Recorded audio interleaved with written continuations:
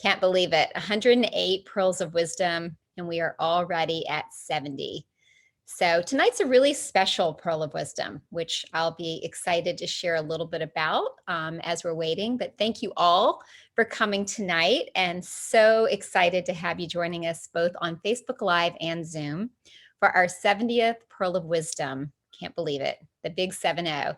Flow. I know we've all heard about flow, but what is flow? Have we experienced flow? Well, you're in for a treat because Mynoo is going to share 7 facts about flow that keep you flowing in flow and that empower you to find your flow in any situation. So it's easy to flow when we're feeling good and things are awesome, but what happens when the going gets tough, and how do you come back to that pace or that flow? And so Mynoo's going to talk a little bit about that, and what is it that can amplify flow when you're distracted, and it'll bring you actually back on track. So we will get a lot of information from Mynoo tonight, and I think it's so appropriate given the energetics on the planet that are taking place. You know, this 70th Pearl of Flow is perfectly matched, as Mynoo said, to enliven, to enlighten, and to enable us in our own journey of accomplishment. So we're so excited that you've all continued with us 70 weeks, hard to believe. And we're all here to accomplish what Mynoo calls JAGO, which is joy, ease, grace, and omnipresent. And how lovely that is to be flowing in flow.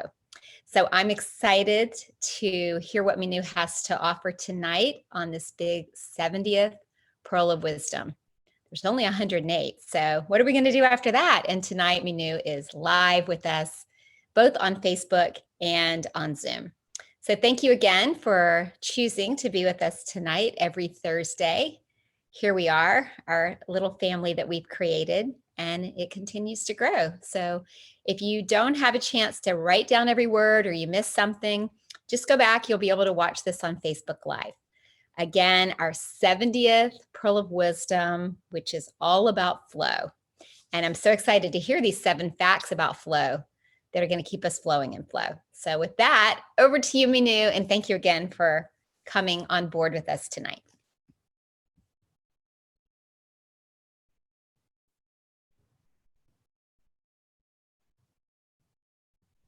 Mynoo, there we go. Okay, great. Just changing my view. Okay, here we go. Yeah, I use flow so often, and the whole year last year was all about flow, and this year also is really mastering the art of flow, flowing in stillness, in fact. So it was very exciting to know that flow, in fact, is one of the pearls of wisdom. So let's look at these 7 facts about flow. It's interesting, you know, because flow is such a perceived phrase. What may be flow for one person is not necessarily flow for another. And yet what we're talking about today are the 7 facts about flow. So let's begin with the first one. The first fact is functional finesse. Functional finesse. I always get very curious about these words that come through to describe. So let's looking at functional in itself. Functional to me is it's very practical. It's having that special activity which has a purpose or a task, and it's designed to be practical. It's designed to be useful rather than attractive. So it's really about, for me, the way I took it for myself is it's actually about really being authentic and true to myself, as opposed to putting on a facade or putting on a front or putting on what I think someone else might want to see. And really, when I looked at it, every time I did that, there might have been pretense that I'm in flow, but I actually was not in flow. Finesse, on the other hand, there's great delicacy to me in finesse and doing something with that delicacy and skill and dealing with something with delicacy and skill. So the combination of the two, of course, it's the first fact about flow. It's functional.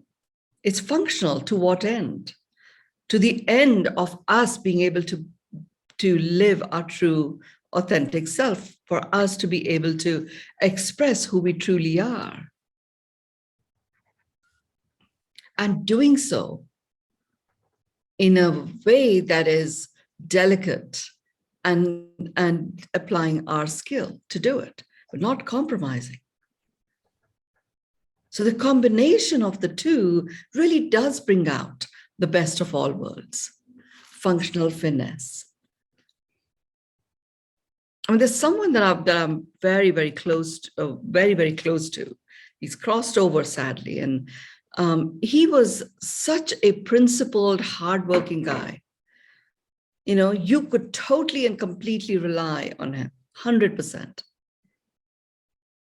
But he was the most difficult person for most people to work with. They just felt crushed by him. And his thing was, well, I'm really straightforward. I just say exactly what I mean. If they have a problem with it, it's their problem.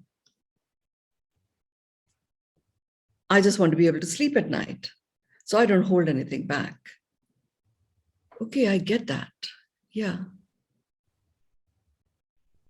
I remember asking him this. I knew him from long before I went on my spiritual awakenings. And then when I go on my spiritual awakenings, I remember reconnecting with him about 5 years into my spiritual awakening journey. So I was well and truly, living the calling of my soul and experiencing the extraordinary life. I remember meeting him and saying, do you really actually sleep at night? When you've said something to someone and you can see that they've shriveled right there in front of you. And so I do think about it. Sometimes I get like images of how people are, how people react. But I don't know. That's just me. I don't know any other way. So even this, I want to be able to sleep at night was really a facade he was putting up for himself, as opposed to admitting, well, there may be another way of expressing my truth. He was only being functional. There was no finesse about it. We worked with it, The thing is, we all have this finesse. We all do. But finesse by itself, often, more often than not, results in us only saying something painted with that, with delicacy and skill, but not really getting to the point.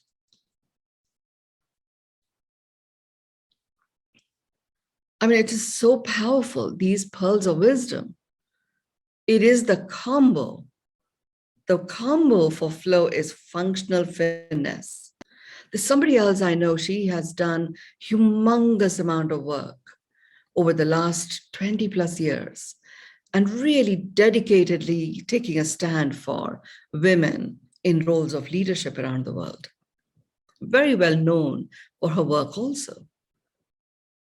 And, she uses finesse as a way of communicating, and she's clearly had an impact. So very effective in the work she does. But very recently, she joined about a year ago or so, she joined the Journey into Miracles. So we go into the autopilot and source conversation, relationship with money. That finesse for which she is known to bring forth her dedication to women,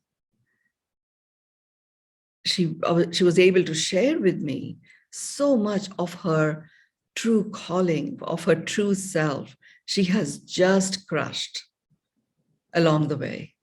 And there was a part of her that actually had become very anti-corporate And yet corporates is who she relied on and still does in terms of the large sponsorships that she required. Got jaded by however they might have, treated or mistreated her communication. And she must have seen a repetitive pattern in there. So she said that, it's as if in these last 20 years, every year, her flow experience has become more and more and more confined to only certain things. The COVID time was for her one of the most amazing times because it just got her to retreat into herself to such an extent that she really didn't even want to come out of it.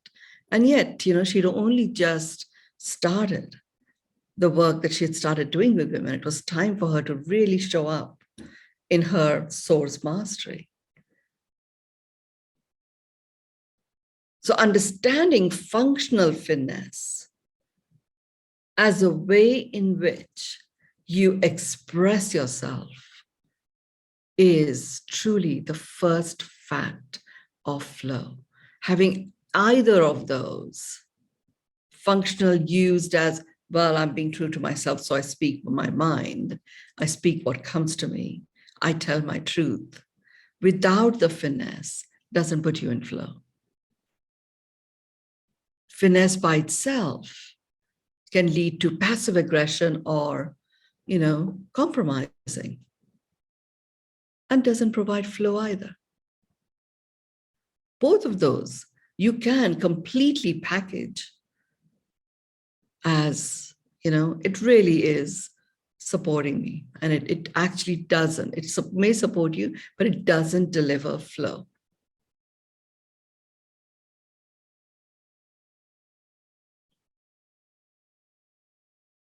So when I understood this and I saw these examples, I had and no doubt we are talking about flow here. I just uncovered, and it's been very disturbing for me to find this out. And part of me says I should have known, and I didn't. Two people that I knew when I was in Bali, and one I was very close to at the time, and they both crossed over during the COVID times, 2020, 2021. And you automatically assume that, oh, maybe it was COVID that did that. And actually, I just found out only 3 days ago that both of them committed suicide. One was in Bali at the time, and another one had gone back to the Bay Area during COVID times.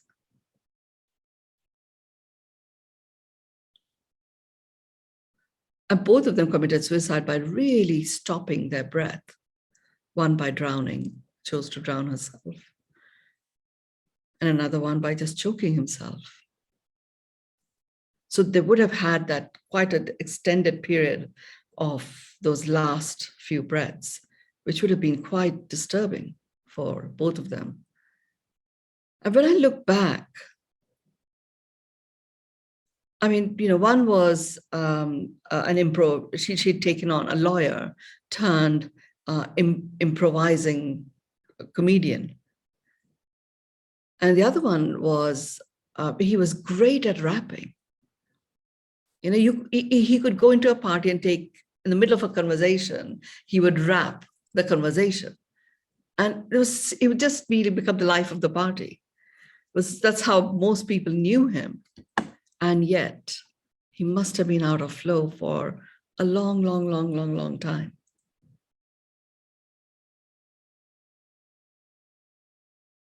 And this first fact, functional finesse, when I did the lay of the land, I often apply these things on myself.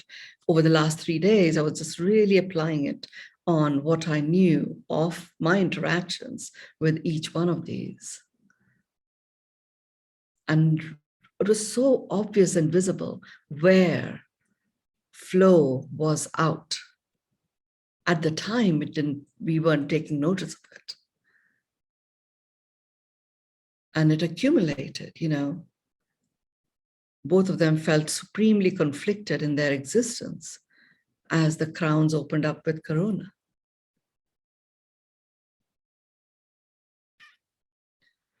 So knowing what we know today, which is why I said it is one of the most powerful sessions that we are doing. Understanding the facts about flow. We use these words, and those of you who do work with me do use it quite a lot because, it's very much a function of the work that we do. Just pause and engage with, do these facts apply? I just said I'm experiencing flow. Do these facts apply? And where do they not apply? So what's there for me to do? It may be that you're in flow in 99% of your life, and in 1 or 2, you're not. It's okay. You can use the understanding of the fact, look at where the gap is, and apply it there. You'll often find where flow is missing. You don't need to go to the 2nd fact or the 8th fact. You just start from the very beginning. And in very, very quickly, in no time at all, you'll find your flow. You may not even need to go through all the 7. Functional finesse. Directing, whatever it is that you're directing to a special purpose or a task, designed to be practical, not necessarily attractive. And the deal here is doing it with delicacy and skill. If you know your source mastery, that gives you a delicacy and skill right there. The 2nd fact about flow. The 2nd fact about flow is lively liaison.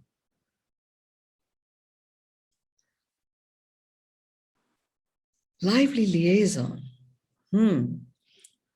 This felt like, yeah, I do feel in flow when I'm having a lively liaison. So let's go deeper into this as a fact. Lively is full of life. It's active, outgoing, intellectually stimulating, perceptive. Liaison is a communication or cooperation which facilitates a close working relationship between people. It's communication that connects.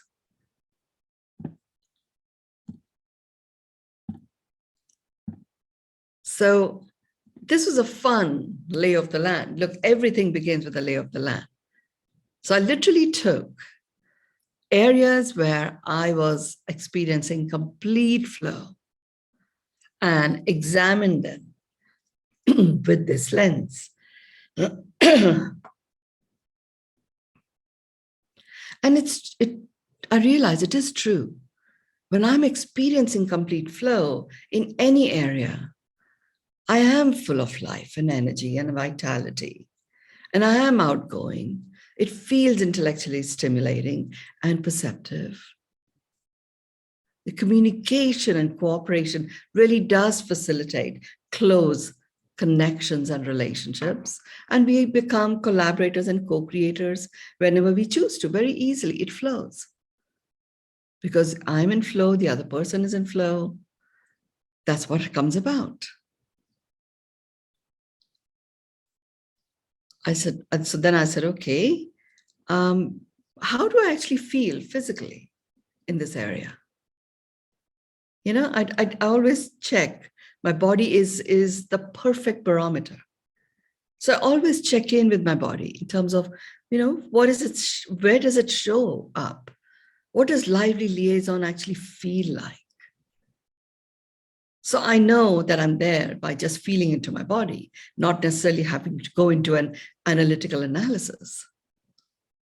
Okay, and what do I sound like? What sort of words do I use when I'm in this space?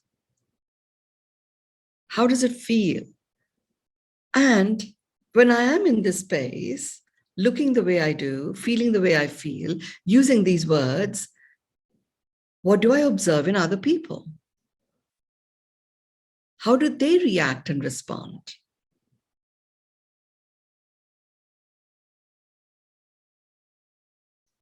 you know? And what sort of words are they using? What do they look like? A little bit of the VAC exercise that we do, Catherine, you know, but using this lens, visual, auditory, kinesthetic, lay of the land. Now, once you get it, you are really anchoring the cellular memory, like Pilates or yoga, doing the posture right. Even if you've done it once at a cellular level, the memory is there. So when you go to do that posture again, you automatically, the default is to go to that particular place. That happens automatically. So what happens here is I say, okay, I'm actually going to step into this meeting where I have my reservations, and I'm actually going to walk in and I'm going to be in my flow. Boom, I'm there. Cellular memory is anchored. So it's as if, you know, you may be feeling disheveled or feeling pressured and your shoulders are stooping. And the moment you say, right, I'm going to be in flow, you've already engaged with what your body looks like, feels like, you know, where in your body you find it, what the words you're using. The moment you say, right, I'm going to live with this next step, I step into flow, and you open up. And that's what I would say to each one of you. And that's what I have found most useful in working with these 7 facts about flow. Just take it on and do the lay of the land by really examining, you know, as a result of this, in this incident, what did I look like? What sort of words was I using? How did it feel? And if there are people outside of you, what is going on with them? What were you observing about them? You're anchoring, stake in the ground, cellular memory established. This enables you to find your flow in any situation. You may be in a very, very difficult, sad, conflicted environment. When you are stepping into your flow, you can actually be empathetic. You can put yourself in the other person's shoes and not become this overly consumed empath. You remain in your flow that gives you the power of discernment with which you can move forward.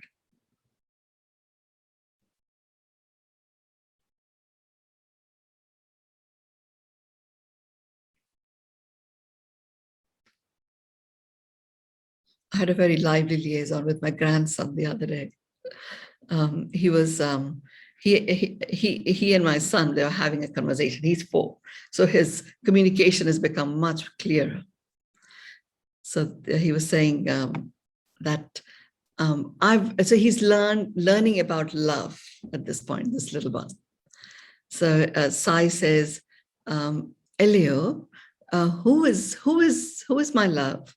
And he says, Elio, who is my little love? Emilio, this is a little brother. Who is my big love? He says, Mama Jill. And so my son says, oh, I love you, Elio. But you forgot your fat love. Oh, who's my fat love? Oh, Mynoo. I thought it was so cute.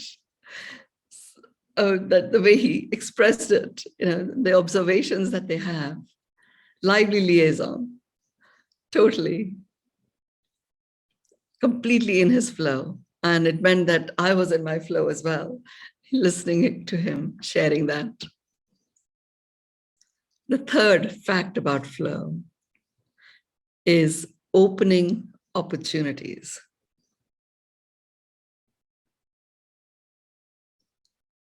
I mean, these pairings that I've got for the 3 facts, for the 7 facts, so profound, truly.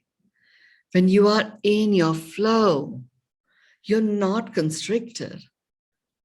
It's as if there is space, there is a clearing, there is a gap for passage to take place that gives you access to then actually be observant and to recognize opportunities, sets of circumstances that make it possible to do something.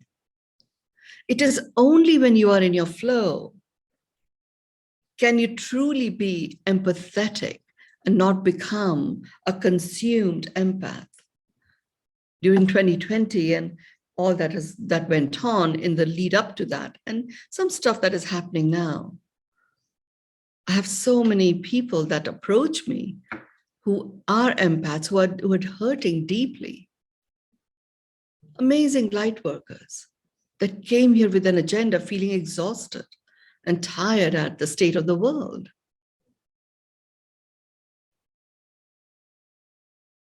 You know, I could totally understand where they were at. And it's like, you know, I cannot give up on my truth.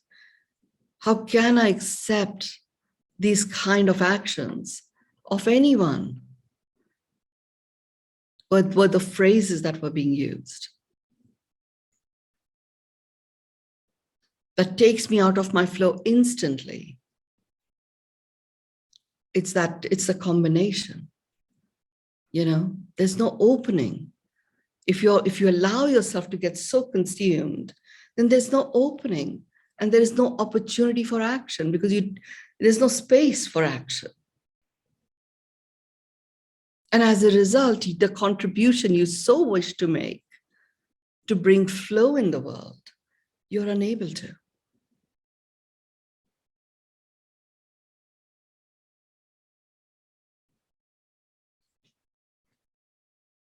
This one is opening opportunities. When I worked with that, I actually worked with that with one particular person. I care, you know, I really do care how much she cares.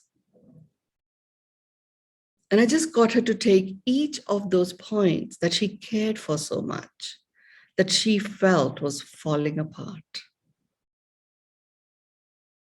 And this was something that I sort of was cautious about post 2020, the underlying worry that a lot of people had about the world returning back to the way it was. So I could see that her imploding in her own care or caring was occurring because some of it was deep disappointment that we just still hadn't learned. So I got her to take each one with this opening opportunities lens. We went through the first two. So she was already in a better space to look at the openings. And then we looked at, for each one, we looked at a space or a gap that gave her access to look at what the opportunity may be for her to take action rather than feeling completely, desperately hopeless. She had just returned from Poland, you know, and visited many of the Ukrainian refugee camps, which only had women and children. Feeling completely hopeless and helpless at being able to do anything there. She found several openings for action. Some of them were hers to do. Some were hers to make the connection and facilitate.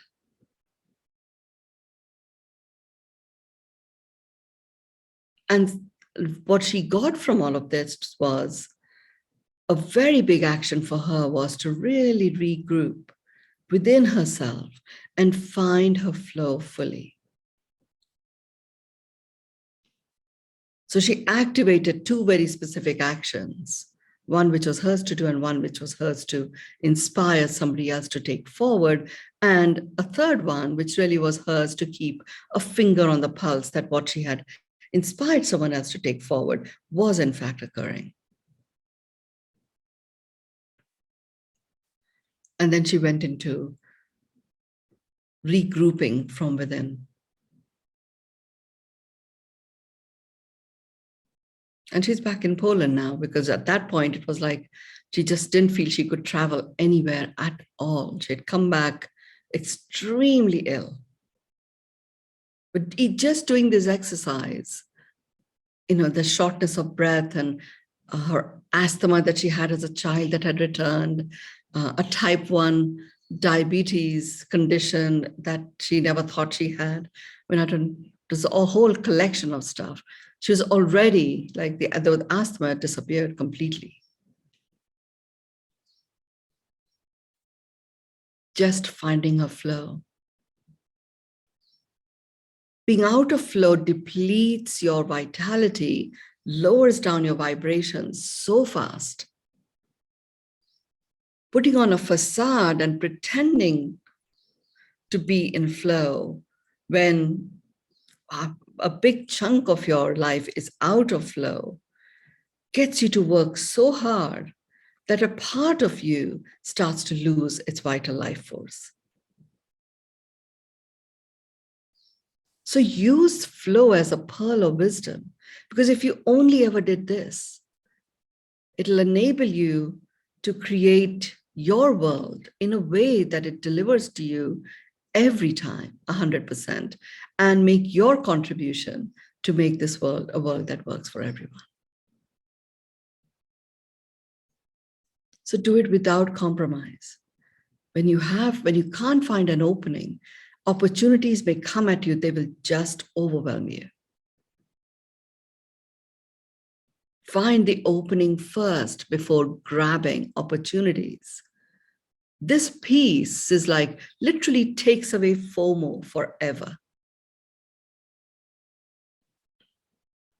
Because you realize in the FOMO effect, fear of missing out effect, that so many of us have experienced for ourselves from time to time, we take on opportunity. Oh, I'll take that, I'll take that, I'll take that. You get out of flow. People that are relying on you now because you grabbed an opportunity start getting disappointed.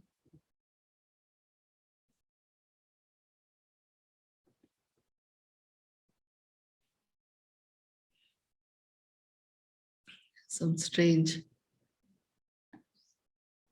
Okay. This is some strange request that showed up on my screen. To get back to it. So first create the opening, then you'll see the opportunity.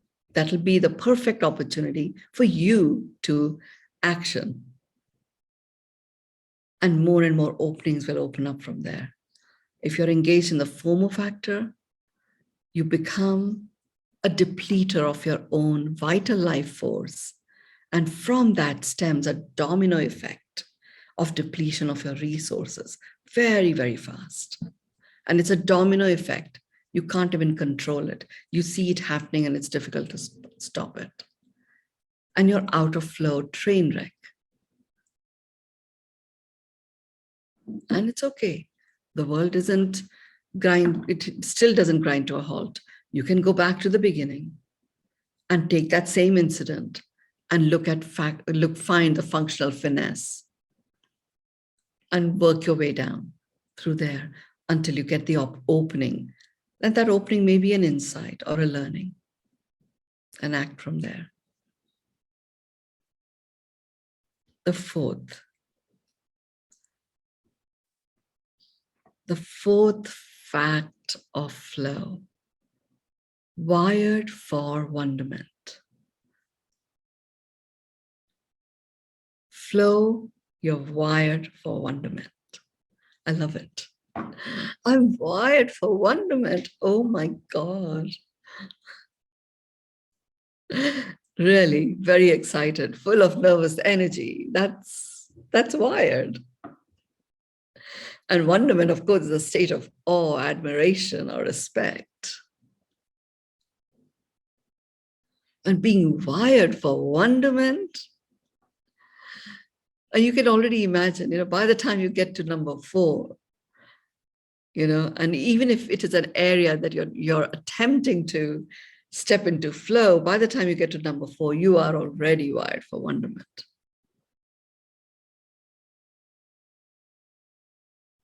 The crazy thing was, I always, when I get these 7 pearls, because they are all about very practical implementation, I go into, let me take the time where I actually knew I was out of flow and examine it with this lens.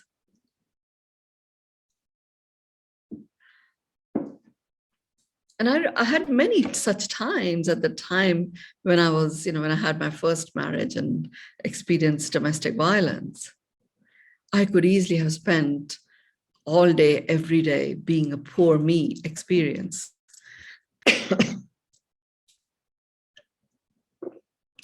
Oh, why does it have to happen to me? And oh my God, I'm alone in this foreign land experiencing this. I could easily have gone there. I'm sure it wouldn't have stopped the domestic violence. It might have made it even worse. But examining, I literally became an observer. I went back in time and observed myself, my reactions and responses in those times, in between. I mean, what got me in between those times was literally, there was such a contrast.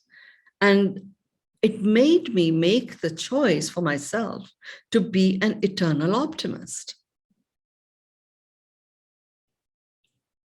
I saw that, I saw the understanding of my own autopilot became so clear how that was playing out in keeping that marriage going for 10 years. I didn't realize how the time flew by, which seems very odd given that it wasn't a particularly pleasing experience. And it was that when I look back, I was wired for wonderment. The reality is we are all meant to live in flow. So we are all wired for wonderment. We may just not want to acknowledge it. But when I looked back, I saw that I really did see wonderment in terms of what was possible in the world. It's like, okay, this area of my life, I'm actually not going to bother with. It's going to be the way it's going to be. I turned up the volume in how I was showing up at work and what was occurring at work. I turned up the volume in how I developed my relationship with my son. In that, I was always there. I didn't become a housewife. I was going to keep the work going and home. A degree of resilience that occurred with optimism that became very clear came about because I was wired for wonderment. So much of the understanding of the body of work that some of you miracle journeyers have done, where I talk about positive emotions, such as love, joy, acceptance, how when we communicate them without love, the effect they have, and the fact that they are sergeant majors that can help us turn our lives around completely. So many of my observations of what occurred when I communicated joy without love, pretending to be happy because that is what was expected of me, as opposed to really experiencing joy for the sake of experiencing joy, as a sergeant major, as I call it. That understanding, that acute understanding occurred from those 10 years of my life. I stand in the belief that nothing occurs for no reason, nothing in our lives. I also, this belief that I have that my time is never wasted. No part of my life occurred and took a big chunk of my life away. I could easily be in the state that, my God, 17 and a half years I was with this guy, experiencing what I experienced for 10 of those years. What a waste, but it wasn't. Look at how many of you here and so many others who are not here, whose lives have transformed because of all the learnings that came from there. I mean, I truly get excited, full of that nervous energy, in a state of complete awe and admiration of that time in my life.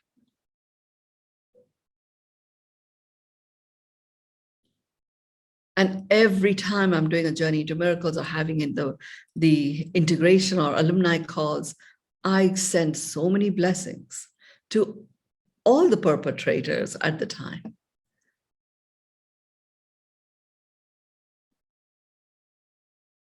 And you can imagine how much in flow it keeps me.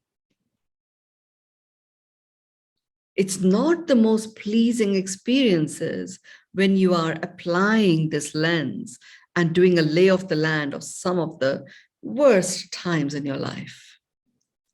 But it is totally worth it for you. The fact that you are here today and you have your moments of exquisite bliss from time to time, every period in your life has contributed to you being here in this state. So let's just anchor that as a cellular memory and own up. The fact is, you are wired for wonderment. Otherwise, you wouldn't be here. So let's anchor it in reality. Look, in my world, I always say, take your mind along completely. By doing it in this way, you go from data about, these facts about flow, becomes information as I share examples, and it becomes knowledge as you start applying your own example. It becomes wisdom as you actually go back and do a deeper analysis. And by the time you get to number 7, it's a knowing that flow is your reality. So go forth and amplify and multiply flow. Pick some of the toughest times, use the factual lens of flow, and see what occurs. The 5th fact about flow is allowing anchored. Allowing anchored. So many of you have heard me talk about, it is the art of allowing. It is the science of allowing. And it is the art and science coming together of allowing that gives you the experience of living an extraordinary life where all aspects of your life can coexist with joy, ease, grace, omnipresent. Flow anchors allowing. And when allowing is anchored, you're in flow. Works both ways. What happens when you allow? You give the necessary time or opportunity for whatever. And when something is anchored, what's occurring? You actually are you're enriching your ability to self-coach yourself into a different feeling, into a different state, like you become your own anchor. You know when it's time to throw the anchor because you can see the shore. Here, when it comes to flow, the shore is always accessible. It's a matter of you allowing. This is the biggest block or a hurdle to us living our life in flow.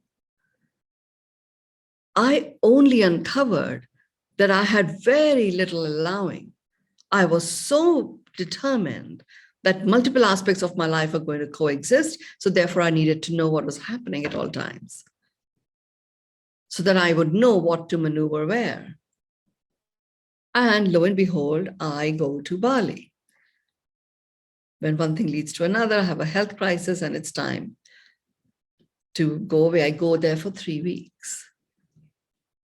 And with hindsight, if I had chosen any other place other than Bali, allowing wouldn't have occurred. Allowing occurred because I land up in Bali. I'm the only guest in this resort. They've had 14 cancellations from their 20 villas that they have. All those 14 in the last week of me arriving there. And I know it was like really spirit supporting me in that. I didn't know it when I checked in. I was exhausted. I just slept it out for 18 hours or so. Next day, I discovered I'm the only guest. At this point, I'm still quite ill, a bit better on oral antibiotics, but still quite ill. So it's okay. I don't have a problem being by myself. And there I am, contemplating how are 3 weeks going to go by. This is the first day and 5 hours of conscious awareness into my vacation. I'm thinking, okay, I'm feeling really relaxed. I'm ready to go back. And, or I'm the only guest. Balinese people love to serve. So they're coming to me, would you like can I massage your feet? And, here's a coconut water and, all sorts of stuff. Well, if you come in that area, we have this aromatherapy treatment room. That's what is going on. And I'm like, please leave me alone. I want my space. I didn't say that. I just said, no, thank you. No, thank you. The third time, no, thank you. I see that sadness in their face. They're so expressive. I see that deep sadness in the face of this person who asked me. I can't recall what she asked me. And I immediately felt, wow, that is disrespectful of me. So I apologized to her. That made her feel even more sad. So I said, okay, I will take what you're offering. That was the first step to me allowing. And then I started allowing. The chef wanted to create new vegetarian things, which he was never able to because he was always cooking a buffet, which was largely meat-based. And he would excitedly come and share the recipes with me. Whereas before it was like, you just do what you do. I'll order and you just only cook that. And here I was like, okay. But that was a domino effect into me recognizing what it feels like living an extraordinary life. That act of allowing is what got the universe so excited that she is allowing. And I started receiving what I called as downloads. And because I was in a state of allowing, I didn't just shut them off like I would have done in my stubborn way before. Rubbish. I said, I'm just going to write the word. What's the problem? Just going to write it down. No harm done. And I allowed a curious wonderment, even as I read my word, saying, wow, I didn't even do anything. I held the pencil and it wrote these words. Well, if I had done something, my mind would have said, what sort of a strange word is that coming from you? But because I was in a state of allowing, I allowed. And then when I read it, I was first curious. That's interesting. Oh, that's interesting. Oh, it's happening again. And then I thought, well, let me not worry about analyzing where it came from. These are good words. Let me just implement them. And I started implementing them. And literally, those 3 weeks became like 3 lifetimes. And I came back looking, feeling, sounding completely different. With the level of clarity, I was super clear at work, but at home, I was always juggling. So I was like supremely undecisive. And it was only because, well, what if I did that? And what if I did that? And who would get upset with that? And who would like it that? I came back completely clear. Allowing, anchored, I was in flow.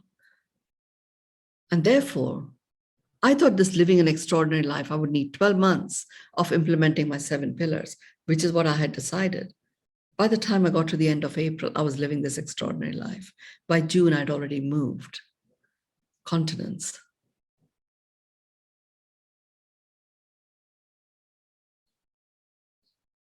Allowing anchored. And it shows up physically, from that lump in my right breast disappearing, like within a matter of days.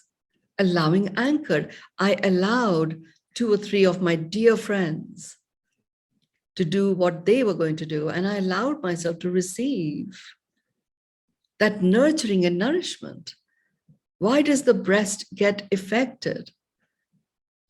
It's because we don't allow ourselves to receive nourishing and nurturing from anyone else. We are giving all the time, which is how I was.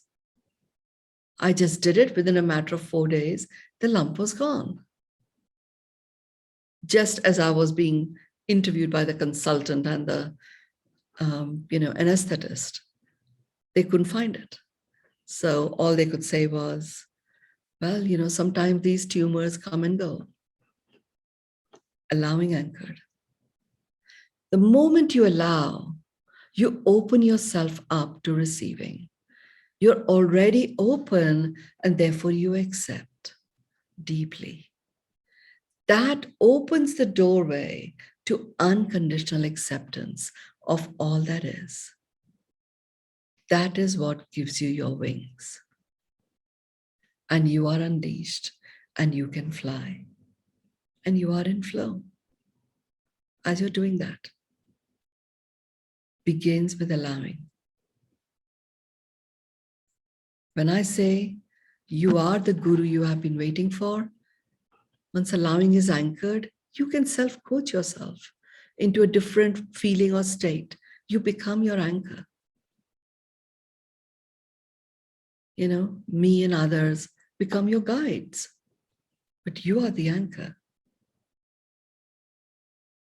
The 6th fact about flow.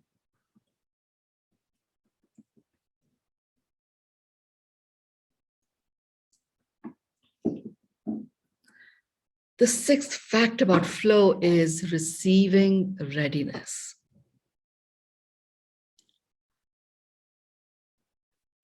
Without allowing, there is no receiving.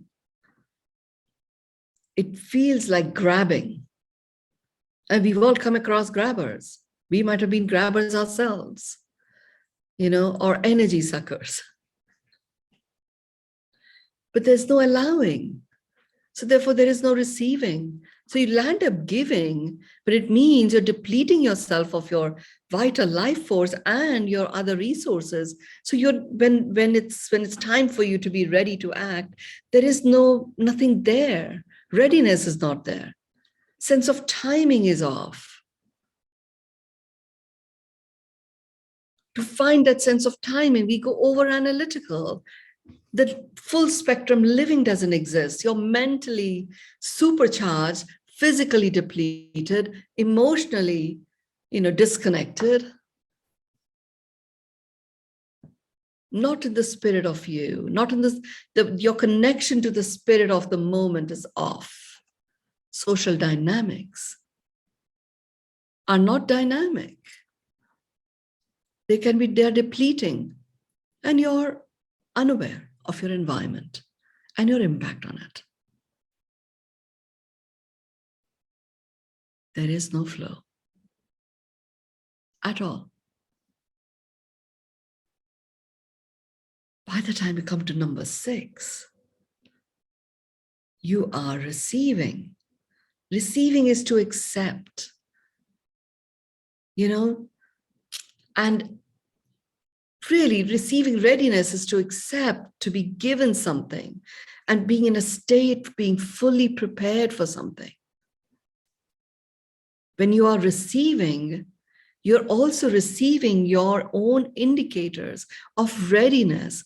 This is where, when I say my quest has been to find, I used to say, my quest is to find that 2% that delivers 100% impact. My quest is to find that 0.0001% to have 100% impact. And that lies in the nuance. But you have to be ready. And for me, when I say I'm going to be ready, I'm ready to receive the signals from my body. I have such trust in my body, complete trust. And when you are in flow, you develop that.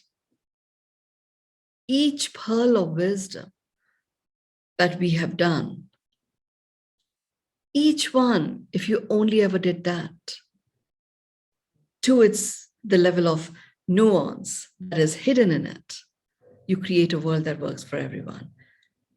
By the time you're here and you're already completely ready and you go through it, by the time you get to number 6, you're receiving signals, you're receiving signs, you're receiving generosity.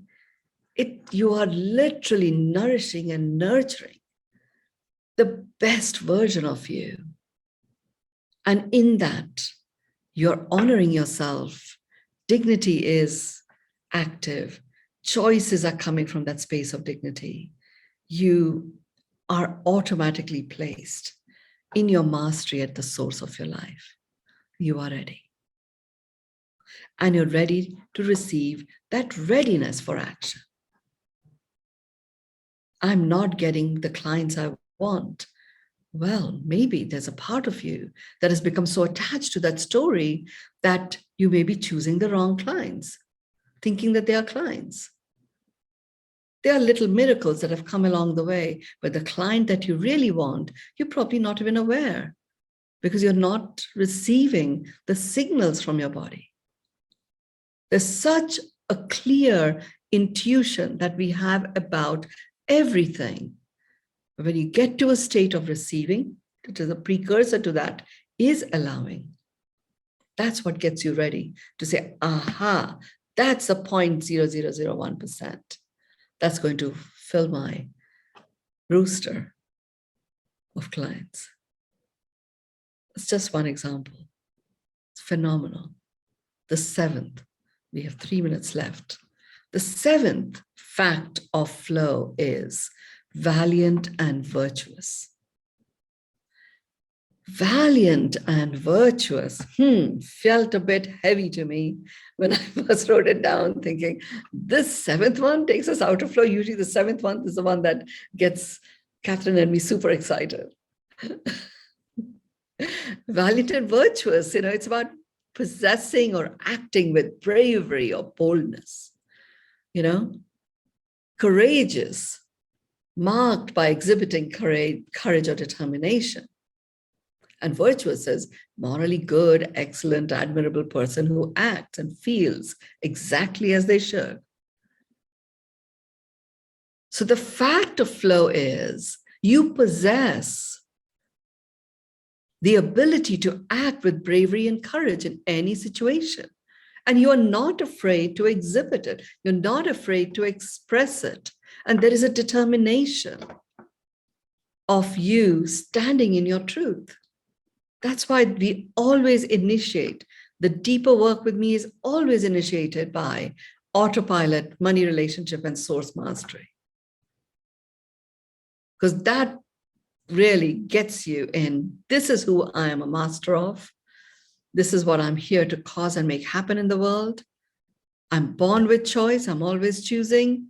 I know I'm worth it because someone with this mastery, my God, the impact we can have. And I'll only ever show up as a master. This planet was a planet which is, a playground for relationships, and it was populated by masters. Look at animals. Each animal is a master in what they are a master of. The same thing applies to each one of us. We have our unique mastery. And it's up to us. That mastery is activated by this being virtuous and valiant, It calls for bravery and courage and boldness with which we take action that we are called to take. So if you don't know your source mastery and you're wondering what I'm talking about, you don't know what your purpose is, it's okay. Just know you have life, you are breathing. The only purpose of life is to live it and come alive. Choose that.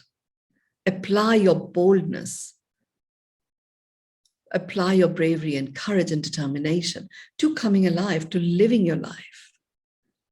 Doing it by being authentic and true to yourself, working with these 7 facts of flow. And flow becomes a knowing.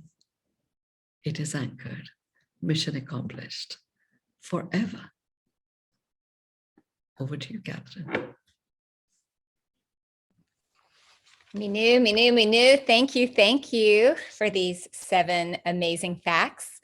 They're always such practical tools that we get when we're with you on these Thursday evenings, and great opportunities tonight for us to allow us to practice being in this state of flow. And for me, I think the most practical gift is finding your way to this unconditional acceptance of what is. So thank you again for these beautiful tools. I'm sure we will all use them wisely. And I look forward to seeing every one of you next week, right here for our 71st Pearl of Wisdom. It's unbelievable. Thank you, Mynoo, for your beautiful grace and wisdom. And thank you all for joining. Thank you.